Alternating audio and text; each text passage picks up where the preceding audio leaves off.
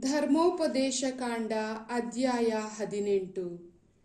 ಯಾಜಕ ಸೇವೆ ಮಾಡುವ ಲೇವಿಯರಿಗೆ ಹಾಗೂ ಲೇವಿಯ ಕುಲದ ಸರ್ವರಿಗೆ ಇತರ ಇಸ್ರಾಯೇಲರಂತೆ ಸ್ವಂತಕ್ಕಾಗಿ ಭೂಸೊತ್ತು ದೊರೆಯುವುದಿಲ್ಲ.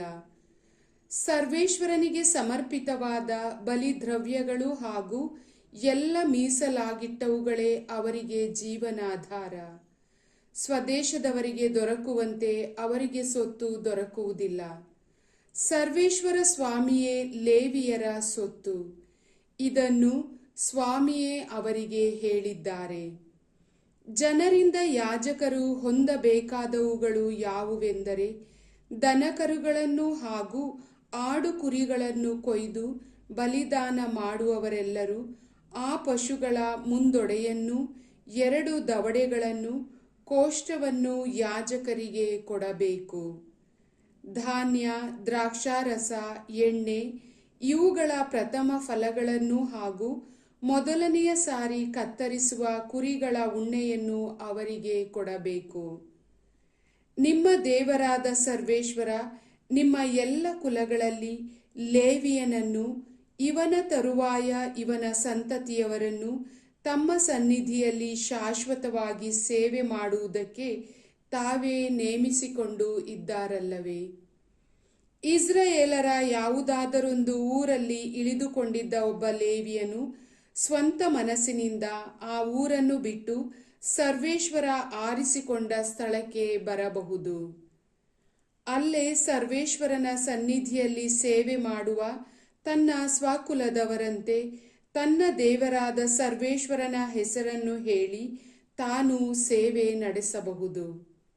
ಅಂಥವನ ಕೈಯಲ್ಲಿ ಪಿತ್ರಾರ್ಜಿತ ಸೊತ್ತನ್ನು ಮಾರಿದ್ದ ಹಣವಿದ್ದರೂ ಮಿಕ್ಕ ಲೇವಿಯರೊಂದಿಗೆ ಸಮವಾದ ಪಾಲಿಗೆ ಬಾಧ್ಯನಾಗಿರುವನು.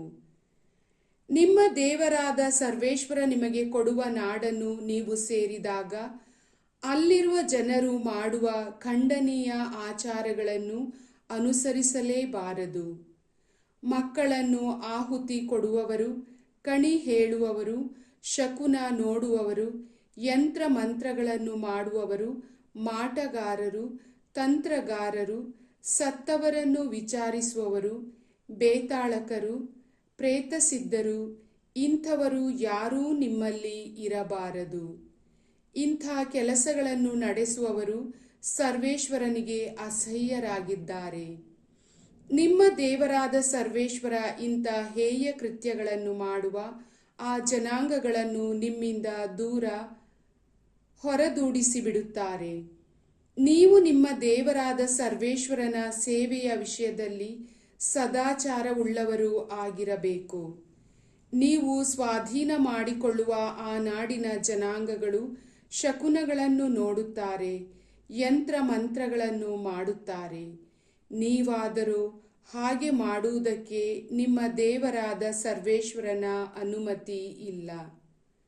ನಿಮ್ಮ ದೇವರಾದ ಸರ್ವೇಶ್ವರ ನಿಮ್ಮ ಸಹೋದರರಲ್ಲಿ ನನ್ನಂಥ ಒಬ್ಬ ಪ್ರವಾದಿಯನ್ನು ನಿಮಗೆ ಏರ್ಪಡಿಸುವರು. ಅವನಿಗೆ ಮಾತ್ರ ಕಿವಿಗೊಡಬೇಕು. ಹೊರೇಬಿನಲ್ಲಿ ನೀವು ಸಭೆ ಕೂಡಿದ ದಿನದಂದು ಇದನ್ನೇ ನೀವು ಕೋರಿಕೊಂಡಿರಿ. ನಿಮ್ಮ ದೇವರಾದ ಸರ್ವೇಶ್ವರನ ಸ್ವರವನ್ನು ಇನ್ನು ಕೇಳಲು ಹಾಗೂ ಈ ಘೋರವಾದ ಅಗ್ನಿಜ್ವಾಲೆಯನ್ನು ಇನ್ನು ನೋಡಲು ನಮಗೆ ಮನಸ್ಸಿಲ್ಲ. ಹಾಗೇನಾದರೂ ಕೇಳಿ ನೋಡಿದರೆ ಸತ್ತೇವು ಎಂದು ನೀವು ಹೇಳಿದಿರಿ. ಆಗ ಸರ್ವೇಶ್ವರ ನನಗೆ, ಇವರು ಹೇಳಿದ್ದು ಸರಿಯಾಗಿದೆ. ಇವರ ಸ್ವದೇಶದವರಲ್ಲಿ ನಿನ್ನಂಥ ಪ್ರವಾದಿಯನ್ನು ಅವರಿಗೆ ಏರ್ಪಡಿಸುವೆನು. ಅವನ ಬಾಯಿಂದ ನನ್ನ ಮಾತುಗಳನ್ನು ನುಡಿಸುವೆನು. ನಾನು ಅವನಿಗೆ ಆಜ್ಞಾಪಿಸಿದ್ದನ್ನೆಲ್ಲ ಅವನು ಅವರಿಗೆ ತಿಳಿಸುವನು.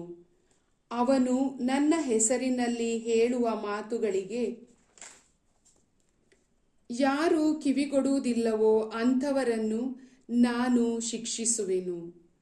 ಆದರೆ ಯಾವ ಪ್ರವಾದಿ ನನ್ನಿಂದ ಅಧಿಕಾರ ಹೊಂದದೆ ನಾನು ಪ್ರೇರಣೆ ಮಾಡದ ಮಾತುಗಳನ್ನು ಸರ್ವೇಶ್ವರನ ಮಾತೆಂದು ಜನರಿಗೆ ತಿಳಿಸುವನೋ, ಇಲ್ಲವೇ ಇತರ ದೇವರುಗಳ ಹೆಸರಿನಲ್ಲಿ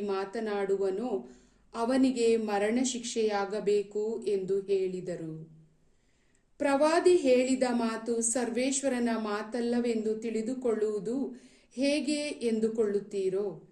ಪ್ರವಾದಿ ಸರ್ವೇಶ್ವರನ ಮಾತೆಂದು ಹೇಳಿ ಮುಂತಿಳಿಸಿದ ಸಂಗತಿ ನಡೆಯದೇ ಹೋದರೆ ಅವನ ಮಾತು ಸರ್ವೇಶ್ವರನದಲ್ಲವೆಂದು ನೀವು ತಿಳಿದುಕೊಳ್ಳಬೇಕು. ಅವನು ಅಧಿಕಾರವಿಲ್ಲದೆ ಮಾತನಾಡಿದವನು, ಅವನಿಗೆ ಹೆದರಬಾರದು. ಪ್ರಭುವಿನ ವಾಕ್ಯ.